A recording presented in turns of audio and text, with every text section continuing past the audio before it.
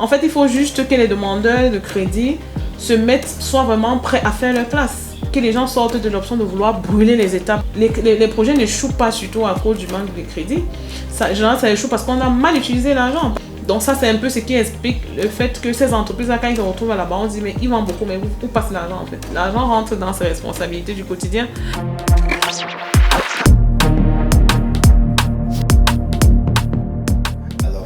Il y a également l'une des difficultés majeures auxquelles font face les porteurs de projets, c'est cette difficulté de financement. Ils ne cessent d'essuyer des non, des réponses négatives auprès des établissements bancaires.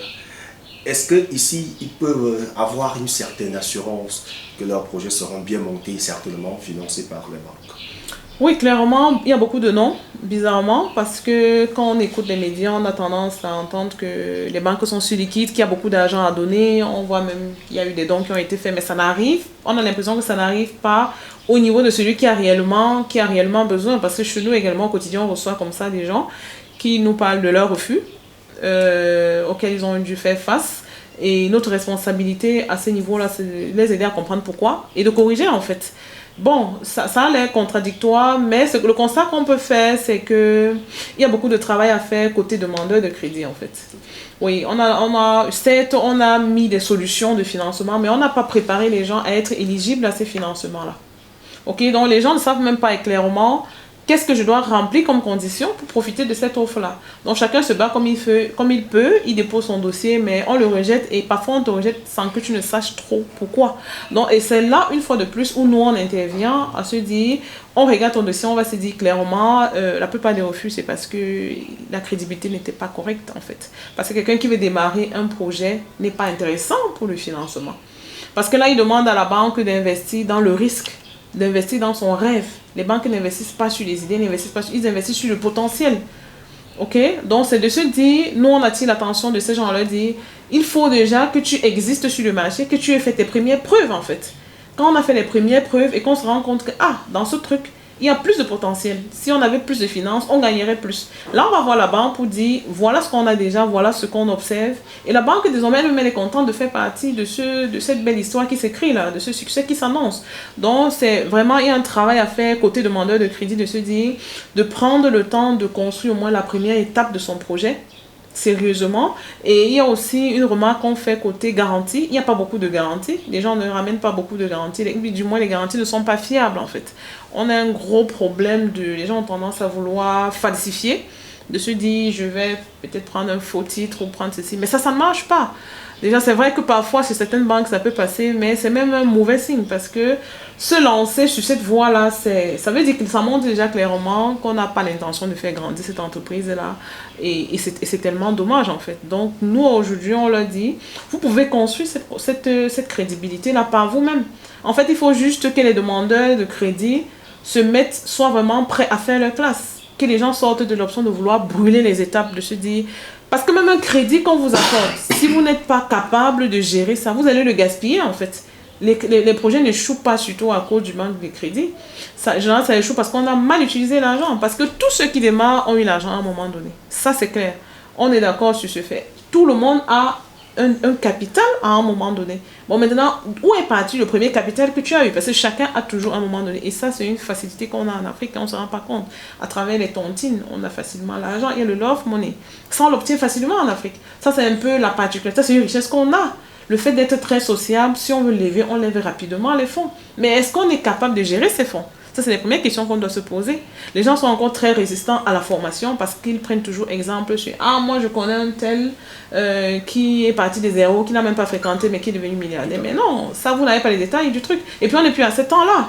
C'était à quelle époque? Les consommateurs avaient quel raisonnement à ce moment? Ils avaient quelle ouverture, quelle acceptance?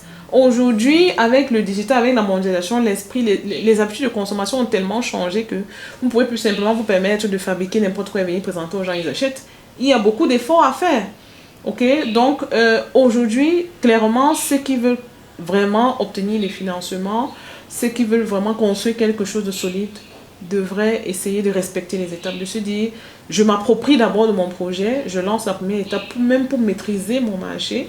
Et là, je serai quand même capable de mieux formuler le montant dont j'ai besoin. Parce qu'il y a des gens qu'on a reçus, qui ont reçu même le financement, mais qui étaient très peu, qui ne passent pas, qui ne suffit pas. Et on est obligé de commencer à improviser. Et ça, c'est très dangereux. Ou bien ceux qui ont reçu trop. Et on se retrouve en train de gaspiller, mais ce qu'on oublie, c'est que c'est un crédit. Donc, ça veut dire qu'il doit être remboursé. Donc, parfois, on a beaucoup de pression comme ça. On a reçu le crédit. Finalement, on n'a plus le temps de travailler sur le projet pour qu'il grandisse. Mais on est en train de réfléchir comment on va faire pour rembourser le crédit. Parce que déjà, on a la malchance qu'en Afrique, les crédits sont offerts à des taux vraiment très élevés. Donc, pour ouvrir la page du crédit, il faut vraiment être sûr qu'on est déjà sur quelque chose qui a du potentiel. Et c'est là où, une fois de plus, nous, on intervient.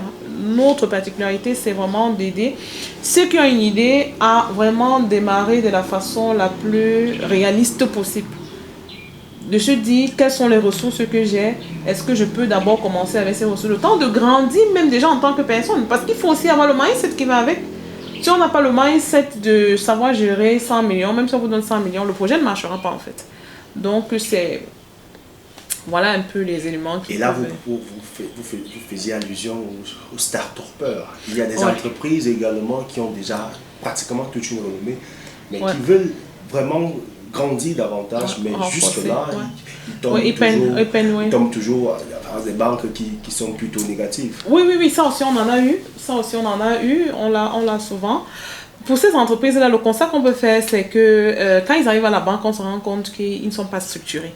Parce qu'il y a de ces entreprises qui vendent beaucoup, hein, on les voit, ils font vraiment du chiffre au quotidien, mais bizarrement, ils se retrouvent toujours dans le manque.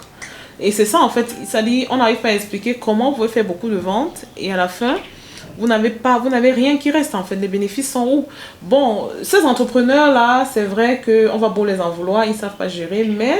on peut le comprendre, c'est pas de leur faute en fait, parce que comme on disait, on se lance dans l'entrepreneuriat un peu de façon, on n'a pas trop le choix. De façon empirique. Voilà, on se lance, on gère, et nos entrepreneurs en Afrique ou au Cameroun ont vraiment ce gros challenge-là, de pouvoir faire grandir leurs entreprises et de pouvoir faire grandir les familles.